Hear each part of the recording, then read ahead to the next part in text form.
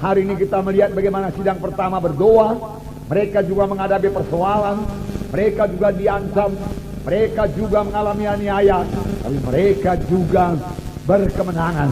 Mereka berkemenangan dan dibentuk oleh Tuhan, saudaraku. Demikian sidang akhir zaman juga harus berkemenangan. Amin, saudara. Tuhan mau memberkati kita semua. Amin. Sidang pertama adalah sidang yang berkemenangan. Sidang pertama, sidang yang berkembang dengan cepat. Sidang pertama mengalahkan dunia ini.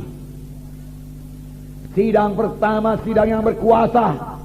Doa mereka berkuasa, pelayanan mereka berkuasa, berita mereka berkuasa. Ini sidang yang pertama. Beritanya sama saja, berita-berita tentang Yesus. Maka sidang akhir zaman juga harus berkuasa. Sidang yang pertama, banyak tanda ajaib, tanda mujizat. Biarlah tanda ajaib, tanda mujizat jadi dalam segenap kebaktian kita. Amin. Bahkan pada hari ini juga biarlah tanda ajaib, tanda mujizat berlangsung di tengah-tengah kita. Amin, saudara. Karena Tuhan yang kita sembah, Tuhan yang tidak berubah. Tapi jangan lupa sidang yang pertama, sidang yang berdoa. Banyak berdoa. Sidang yang pertama tidak jemu-jemu berdoa. Sidang yang pertama tiap-tiap hari berdoa. Mereka menyangka diri mereka berdoa. Mereka suka berdoa.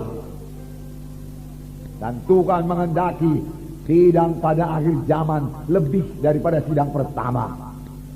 Bukan hanya sama seperti sidang pertama. Kalau sama seperti sidang pertama juga sudah cukup hebat, sudah cukup luar biasa. Tapi firman Tuhan Hagai pasal 2 berkata, kemuliaan rumah yang kemudian lebih besar daripada kemuliaan rumah yang semula. Kemuliaan rumah Tuhan yang kemudian, yaitu gereja Tuhan yang kemudian, gereja akhir zaman, lebih mulia daripada gereja yang mula-mula. Karena gereja akhir zaman inilah gereja yang akan diangkat oleh Tuhan. Kitalah yang akan diangkat oleh Tuhan pada akhir zaman ini. Amin, saudara. Tuhan Yesus akan datang segera. Dia bisa datang tiap-tiap saat. Jangan kompromi lagi. Tinggalkan semua dosa. Tuhan yang mengangkat sidang yang suci. Tinggalkan semua dosa. Jangan kompromi-kompromi dengan kegelapan. Jangan terikat-terikat lagi dengan adat-adat kegelapan. Adat yang baik, etika yang baik, adab yang baik silakan pakai. Tetapi adat yang kegelapan tolak semua di dalam nama Yesus. Amin, saudara. Pujilah Tuhan. Supaya kita ikut terangkat waktu Yesus datang kedua kali. Pada waktu murid-murid bertanya, Tuhan, kapankah kedatanganmu yang kedua kali? Tuhan Yesus berkata, pada waktu kamu lihat pohon ara bertunas, kamu tahu musim panas sudah hampir. Ini sudah akhir zaman. Biarlah kita hidup benar di hadapan Tuhan. Amin, saudara. Betul-betul melaksanakan kehendak Tuhan. Kalau berdoa dengan sungguh-sungguh sama sebagaimana firman Tuhan minggu yang lalu. Bersungguh-sungguh berdoa. Kalau melayani dengan bersungguh-sungguh melayani. Kalau bersaksi dengan sungguh-sungguh. Jangan malu mengaku Tuhan Yesus. Hidup benar, hidup suci. Tinggalkan semua kegelapan. Sehingga berkat Tuhan juga tidak terhalang kepada saudara. Tidak tersendat-sendat datang kepada saudara. Supaya kutuk dosa dibebaskan dari saudara sekalian. Hidup yang baru, hidup berkemenangan, hidup yang berhasil jadi milik saudara. Yesus mati bukan untuk satu sidang yang lemah. Yesus tidak mati buat sidang yang kompromi. Bukan itu maksud Tuhan. Bukan satu gereja yang plin-plan. Bukan satu gereja yang kompromi dengan kegelapan. Itu bukan kehendak Tuhan. Bukan untuk satu gereja yang mati, tidak ada kehidupan di situ. Bukan satu gereja yang lemah yang tidak menjadi terang. Bukan. Yesus mati satu sidang yang hidup, sidang yang berani untuk anggota tubuh Kristus yang menjadi terang, menjadi saksi. Amin. Untuk itulah Yesus mati, membangun tubuh Kristus, membangun bangsa pilihan Tuhan, imam-imam yang berkerajaan. Firman Tuhan berkata, supaya kamu memberitakan kemuliaan Tuhan sampai Ia datang. Haleluya, saudara. Itulah dia maksud Tuhan. Satu sidang yang suci, satu sidang yang kuat, satu sidang yang tidak kompromi, satu sidang yang tidak lemah, satu sidang yang bersaksi, yang tidak malu mengakui Yesus sebagai Tuhan dan Juru Selamatnya. Ini kehendak Tuhan. Dan ini, saudaraku, sudah bertambah-tambah jadi di dalam sidang Gereja Kemenangan Iman Indonesia ini. Amin. Amin. Haleluya, haleluya. Tetapi bukan berarti pula tidak ada kesukaran, bukan berarti tidak ada penderitaan, tidak ada ujian, tidak ada pencobaan. Bukan. Harus ada pencobaan, harus ada penderitaan. Tapi bukan penderitaan karena dosa, bukan penderitaan karena penyakit, bukan penderitaan karena kutuk dosa. Jesus, Tuhan Yesus mau mengangkat semua penyakit saudara. Amin. Tuhan Yesus mau mengangkat semua kutuk dosa, bahkan sudah mengangkat semua kutuk dosa. Amin. Sudah. Mari bebas. Percayai firman Tuhan ini. Bebas dari kutuk dosa. Supaya anak cucu saudara juga bebas daripada kutuk dosa. Itu yang menghambat kita maju. Kutuk dosa yang menghambat kita untuk keberkatan. Karena kutuk dosa dari dosa. Kalau dari dosa dari setan, setan tidak suka anak Tuhan keberkatan. Mari maju dalam Tuhan. Jadi ada ujian, ada pencobaan, tapi dalam pencobaan itu kita berserah, bersandar kepada Tuhan. Amin. Ini kehendak Tuhan, saudaraku. Kalau tidak ada aniaya, kalau tidak ada pencobaan, kalau tidak ada ujian, maka kekristenan kita akan terus bayi rohani, anak-anak terus. Bagaimana supaya dewasa? Ada ujian, ada aniaya, tapi kita tetap dalam Roh Kudus, tetap percaya pada kuasa Tuhan, tetap dalam Roh. Amin, saudara. Ya, itu membuat kita dewasa. Kerap kali datang aniaya membuat kita bertambah-tambah berdoa. Dan kalau kita bertambah-tambah bersungguh-sungguh berdoa, kita tahu Tuhan pasti memberkati orang yang berdoa. Amin. Ya, luar biasa Tuhan kita itu. Nah, sidang pertama juga tidak luput daripada aniaya, tidak luput daripada penderitaan. Saya membacakan, mari kita baca Kisah Rasul pasal 4 ayat 23 sampai 35. Dapat saudara, mari kita baca bersama-sama Kisah Para Rasul pasal 4 ayat 23 sampai 35. Mari kita baca. Sesudah dilepaskan, pergilah Petrus dan Yohanes kepada teman-teman mereka. Lalu mereka menceritakan segala sesuatu yang dikatakan imam-imam kepala dan tua-tua kepada mereka. Ketika teman-teman mereka mendengar hal itu, berserulah mereka bersama-sama kepada Allah, katanya, "Ya Tuhan, Engkaulah yang menjadikan langit, bumi, laut dan segala isinya. Dan oleh Roh Kudus, dengan perantaraan hamba-Mu Daud, Bapa kami, Engkau telah berfirman, mengapa rusuh bangsa-bangsa, mengapa suku-suku bangsa mereka-reka perkara yang sia-sia, raja-raja dunia bersiap-siap, dan para pembesar berkumpul untuk melawan Tuhan dan yang diurapinya. Sebab sesungguhnya telah berkumpul dalam kota ini Herodes dan Pontius Pilatus, beserta bangsa-bangsa dan suku-suku bangsa Israel melawan Yesus hamba-Mu yang kudus, yang Engkau urapi, untuk melaksanakan segala sesuatu yang telah Engkau ketentukan dari semula oleh kuasa dan kehendak-Mu. Dan sekarang ya Tuhan, lihatlah bagaimana mereka mengancam kami, dan berikanlah kepada hamba-hamba-Mu keberanian untuk memberitakan firman-Mu. Ulurkanlah tangan-Mu untuk menyembuhkan orang, dan adakanlah tanda-tanda dan mujizat-mujizat oleh nama Yesus hamba-Mu yang kudus. Dan ketika mereka sedang berdoa, goyanglah tempat mereka berkumpul itu, Dan mereka semua penuh dengan Roh Kudus. Lalu mereka memberitakan firman Allah dengan berani. Adapun kumpulan orang yang telah percaya itu, mereka sehati dan sejiwa, dan tidak seorang pun yang berkata bahwa miliknya sendiri, tetapi segala sesuatu adalah kepunyaan mereka bersama.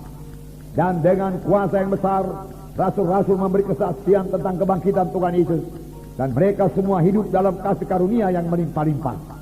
Sebab tidak ada seorang pun yang berkekurangan di antara mereka, karena mereka atau rumah menjual kepunyaannya itu, dan hasil penjualan itu mereka bawa dan mereka letakkan di bawah kaki rasul-rasul, lalu dibagi-bagikan kepada setiap orang sesuai dengan keperluannya. Puji Tuhan. Nah saudara, ini sidang pertama. Firman Tuhan berkata setelah dilepaskan. Dilepaskan dari mana ini? Mereka ditangkap oleh mahkamah agama, diadili oleh mahkamah agama, dan diancam oleh mahkamah agama. Tidak boleh kebaktian, tidak boleh bicara tentang nama Yesus. Ini tertulis dalam ayat 18. Dan setelah keduanya disuruh masuk, mereka diperintahkan supaya sama sekali jangan berbicara atau mengajar lagi dalam nama Yesus. Wah, sidang yang baru bangkit dikatakan jangan bicara dalam nama Yesus, jangan beritakan nama Yesus. Jadi apalagi yang diberitakan kalau begitu? Hanya Yesus jalan ke sorga. Amin saudara. Firman Tuhan berkata bahwasanya kalau mereka menginjil, yang mereka bawa adalah berita-berita tentang Yesus, bukan yang lain. Sampai sekarang, waktu kebaktian Natal nanti juga, berita kita adalah berita-berita tentang Yesus, bukan yang lain. Sebab berita tentang Yesuslah yang berkuasa, bukan yang lain. Berita-berita tentang Yesus itu berita yang berkuasa.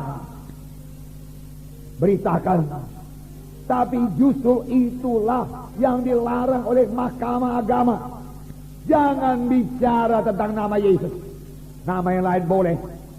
Mau bicara tentang Abraham, Ishak, Yakub, Elia, Elisa, Yesaya, Yeremia, Yeskiel, tidak persoalan. Tetapi jangan Yesus. Lihat tipu daya setan. Setan juga mau supaya sekarang ini gereja sangat jarang menyebut nama Yesus. Karena nama Yesus berkuasa, amin. Nama Yesus menghancurkan setan, amin. Dalam nama Yesus ada kebebasan, amin. Dalam nama Yesus ada kemenangan, amin. Itu yang tidak disukai oleh setan.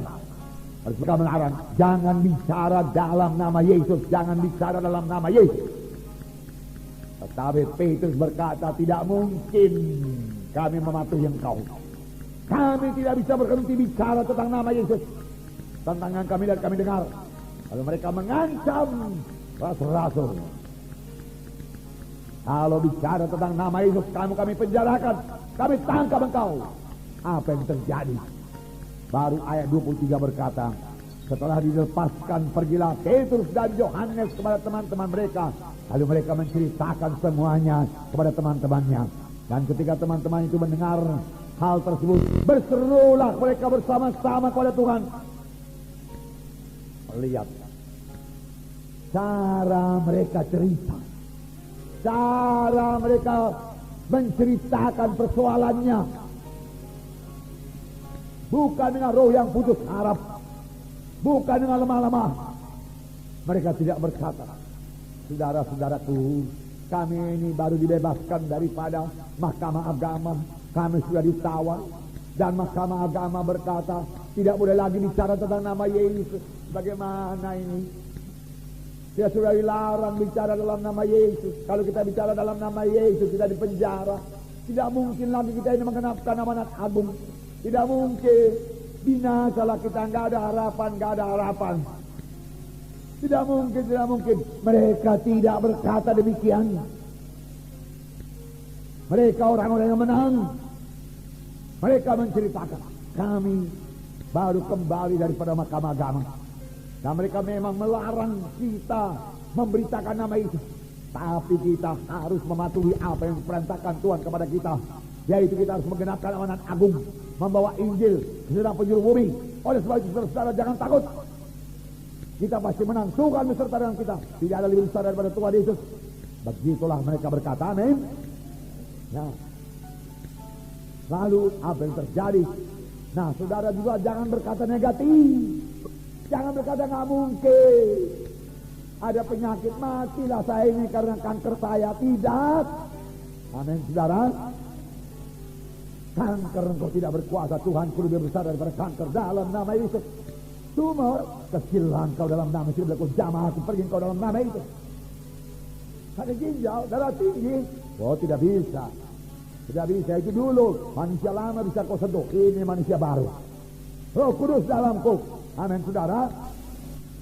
Amin, saudara. Ya. Nah, itu setan penipu. Jadi lawan dia dalam nama Yesus. Ada kuasa dalam nama Yesus. Itu sebabnya setan tidak senang kalau anak-anak Tuhan bicara dalam nama Yesus. Firman Tuhan berkata, kalau kamu berbuat sesuatu, berbuat dalam nama Yesus. Kalau kamu minum sesuatu dalam nama Yesus, terima kasih buat minuman itu kan. Amin, minum. Waktu makan, terima kasih buat berkat minum Tuhan. Kami terima, sucikan semua dengan darah Yesus. Dalam nama Yesus kami makan. Amin. Dalam nama Yesus kami berdoa. Selalu dalam nama Yesus.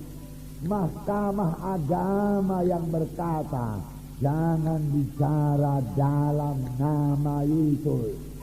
Tahukah saudara bahwasanya mahkamah agama itu alat setan? Melarang bicara dalam nama Yesus. Betul, saudaraku? Betul? Betul?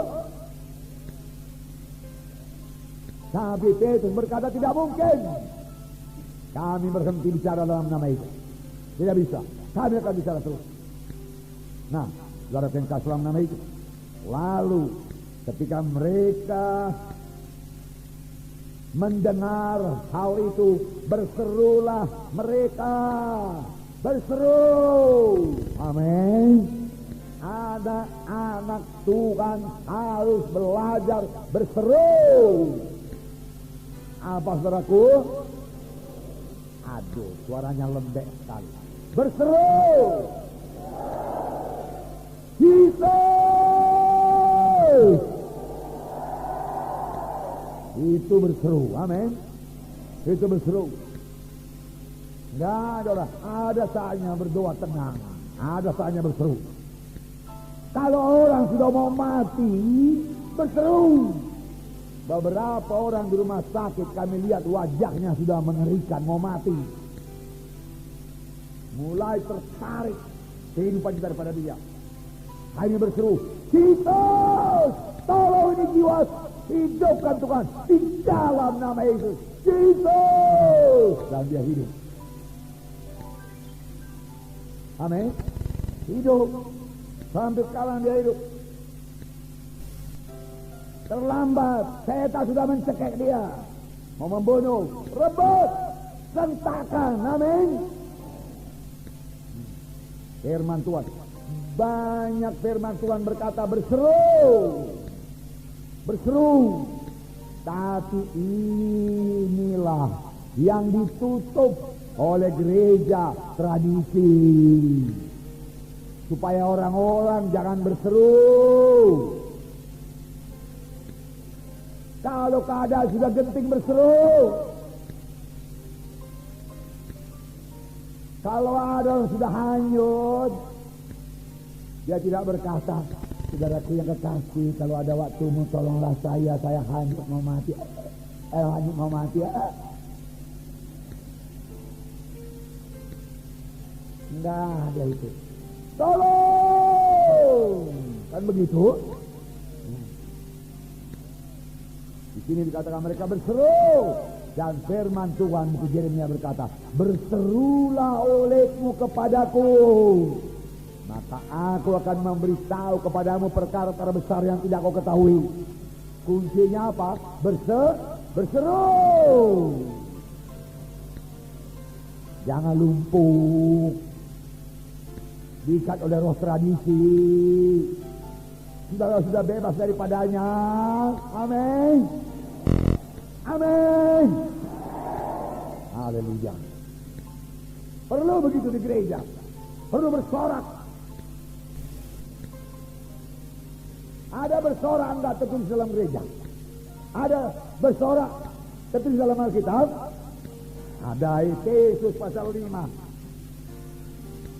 Efesus pasal 5. Menyanyi dan bersoraklah. Ayat berapa? Ayat 19. Dan berkata-katalah seorang kepada yang lain dalam mazmur, hidup puji-pujian dan nyanyian rohani, bernyanyi dan bersoraklah bagi Tuhan dengan segenap hati. Jadi menyanyi pun dengan segenap hati, bersorak juga dengan segenap hati. Haleluya. Amin.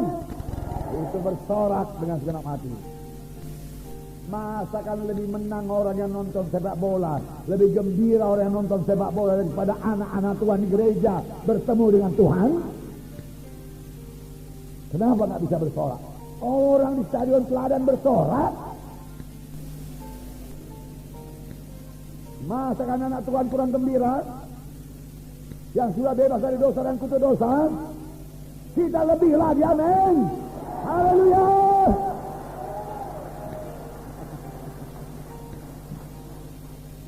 Haleluya. Puji Tuhan. Hari Jumat yang lalu saya menghadiri satu gereja tradisi. Saya nggak tahu apakah dia punya mic atau tidak, karena saya nggak muat lagi di dalam. Gerejanya kira-kira 500 orang lah. Lalu saya di samping, nggak di muka pintu besar di samping.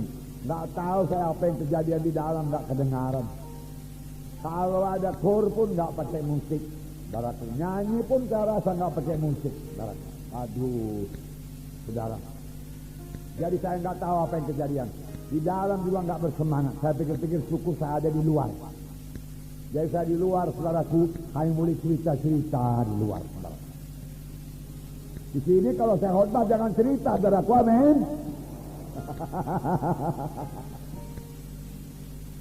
Nah, kasihan. Tidak ada musik. Kenapa? Karena katanya duniawi.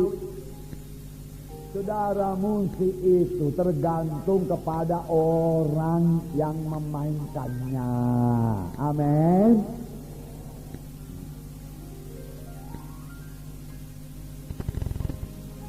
Asal jangan musik-musik yang kegelapan pula, yang sudah disiram-siram darah, dipotong ayam di situ, jangan. Itu sudah musik kegelapan namanya. Saudara, kalau yang bersih-bersih itu saudara silakan. Nggak ada disembah-sembah, silakan. Saudara silakan. Sebab dalam 2 Tawarik 5 ayat 13-14 saya bacakan pada saudara. 2 Tawarik 5 musik dipakai. 13. Lalu para peniup nafiri, para penyanyi itu serentak memperdengarkan paduan suaranya untuk menyanyikan puji-pujian dan syukur kepada Tuhan. Mereka menyaringkan suara dengan nafiri, seracap dan alat-alat musik sambil memuji Tuhan dengan ucapan, sebab Ia baik, bahwasanya untuk selama-lamanya kasih setianya. Pada ketika itu rumah itu, yakni rumah Tuhan, dipenuhi awan, sehingga imam-imam itu tidak tahan berdiri untuk menyelenggarakan kebaktian.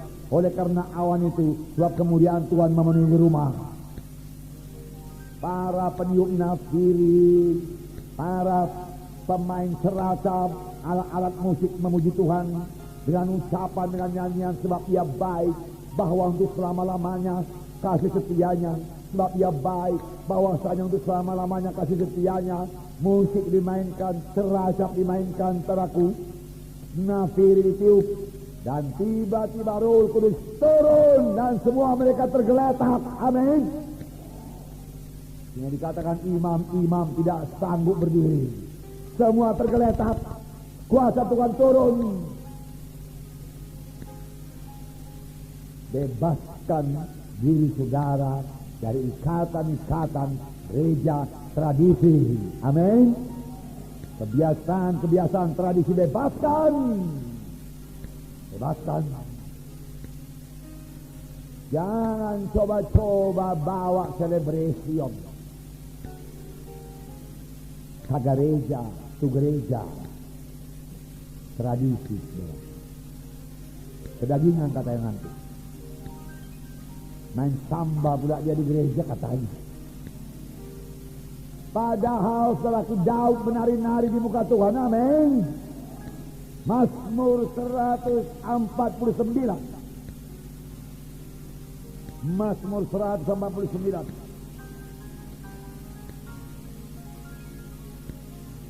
Ayat 1 mulai. Mazmur 149 ini dimulai dengan ucapan haleluya. Amin. Mazmur 150 juga dimulai dengan ucapan haleluya. Amin. Jadi haleluya itu tertulis dalam firman Tuhan. Amin. Ya. Haleluya. Nyanyikanlah bagi Tuhan nyanyian baru.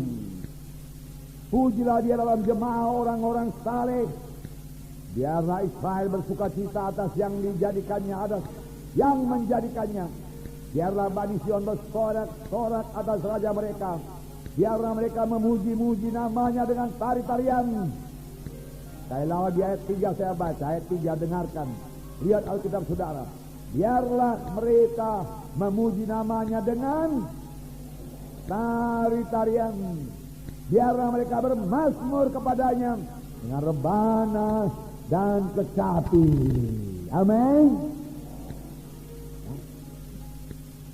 Puji Tuhan dengan tari-tarian. Kalau nggak pandai menari, Roh Tuhan mengajak saudara menari, menari saja. Ya, tutup pintu kamar.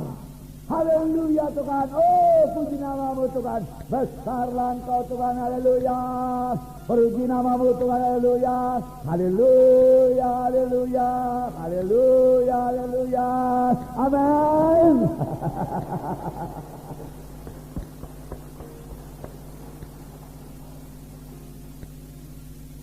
Apa salahnya, saudara? Antara saudara dengan Tuhan aja kan? Tuhan tak akan menertawakan saudara. Tuhan tak akan bilang langkahnya salah itu.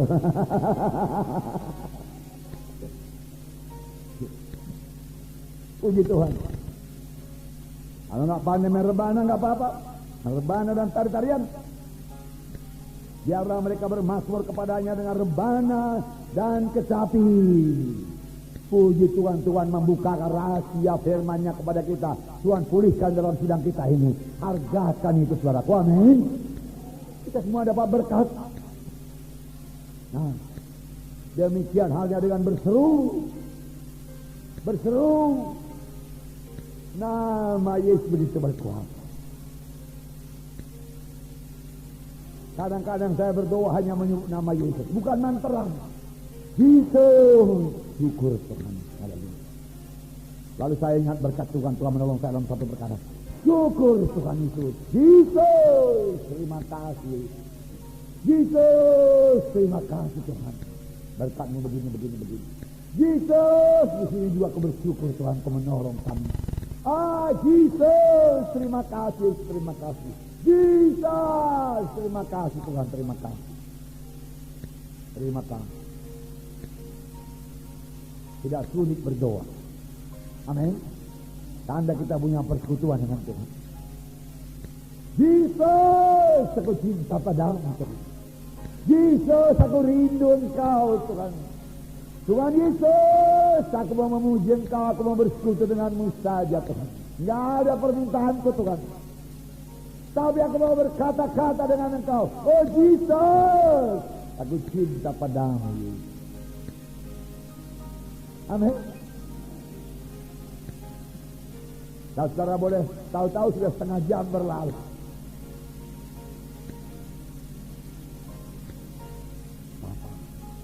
Dalam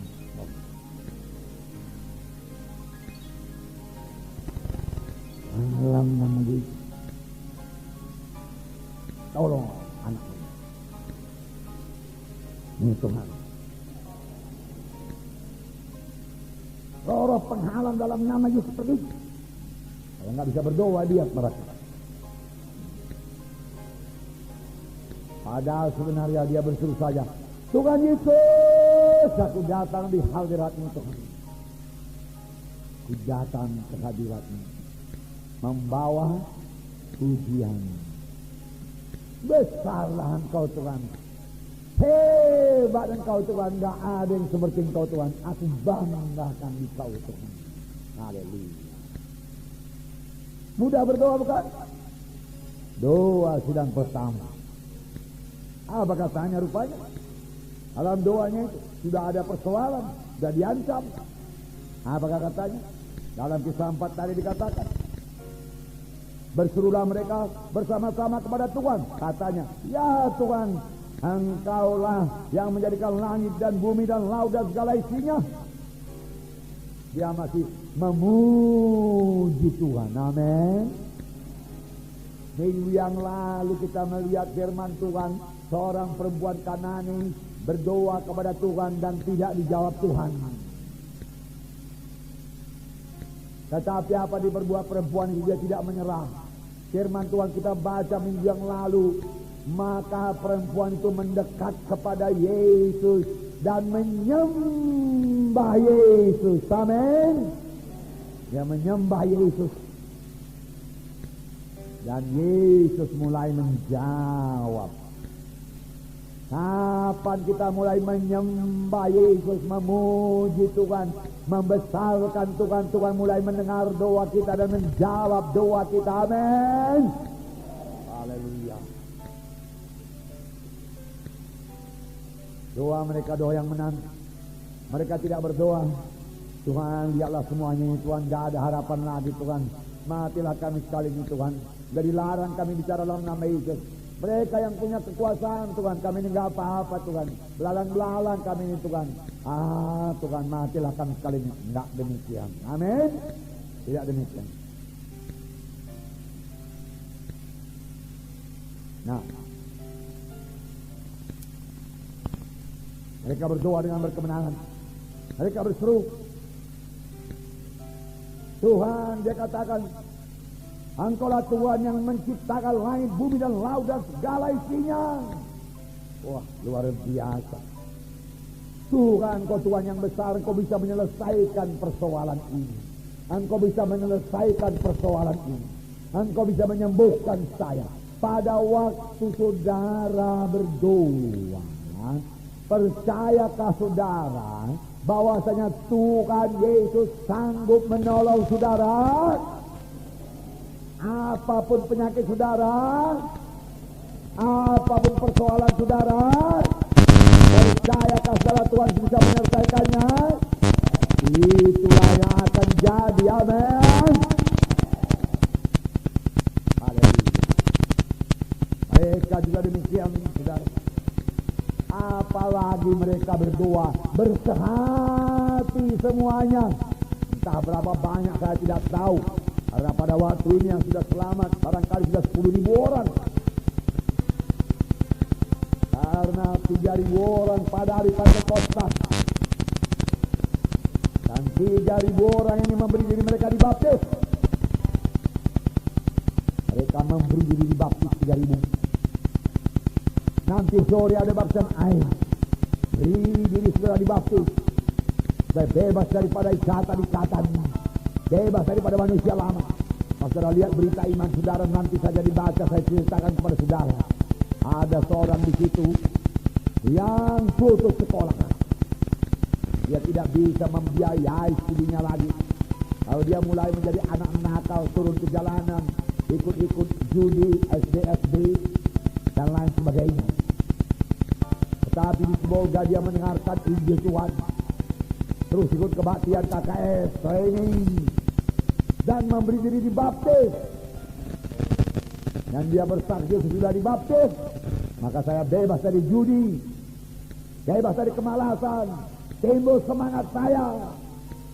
Saya berani masuk sekolah, walau orang tua saya tidak sanggup membiayai. Saya tarik desa, dia katakan. Dan saya memberikan persepuluhan saya, dia katakan. Berapalah persepuluhan tukang becak, penarik becak. Tapi persepuluhan tak persepuluhan. Persepuluhan satu orang jumlahnya 2.000 rupiah satu minggu. Persepuluhan orang lain jumlahnya 200.000 satu minggu. Tapi di hadapan Tuhan yang 2.000 dan 200.000 itu sama-sama saja nilainya, karena sama-sama persepuluhan. Persepuluhan tetap persepuluhan. Kita katakanlah persepuluhan saya 50.000 satu minggu. Persepuluhan saudara 5.000. Harganya, berkatnya di hadapan Tuhan sama saja, karena sama-sama persepuluhan. Bahkan kalau saya berikan 40.000 dan saudara berikan 5.000, karena memang persepuluhan saudara 5.000, padahal seharusnya persepuluhan saya 50.000, tapi saya hanya memberikan 40.000, maka saya tidak akan diberkati Tuhan. Saudara yang diberkati Tuhan, amin. Karena saudara sudah mengenakan persepuluhan, sedangkan saya belum. Walau jumlahnya lebih banyak, begitulah adilnya Tuhan, amin. Dan ceritanya itu berkata dia berikan persepuluhan, dia dapat beasiswa, dia menyelesaikan studinya, kemudian dia masih itu kita rema, karena dia kepingin orang lain juga dapat pertolongan. Apakah yang lebih indah daripada menolong orang lain, saudaraku? Hidup saya sangatlah bahagianya, sangat bahagia. Memang saya bahagia dengan istri yang diberikan Tuhan kepada saya, dengan anak-anak yang diberikan Tuhan kepada saya. Puji Tuhan, saya bersyukur kepada Tuhan. Saudara, tapi tahukah saudara apa yang membuat saya bahagia? Banyak jiwa-jiwa berubah hidupnya dalam pelayanan saya. Banyak jiwa-jiwa selamat dalam pelayanan saya, amin saudara. Walaupun saya menanggung banyak aniaya, banyak catat, banyak fitnah, luar biasa banyaknya, apalagi dalam permulaan sidang ini. Luar biasa.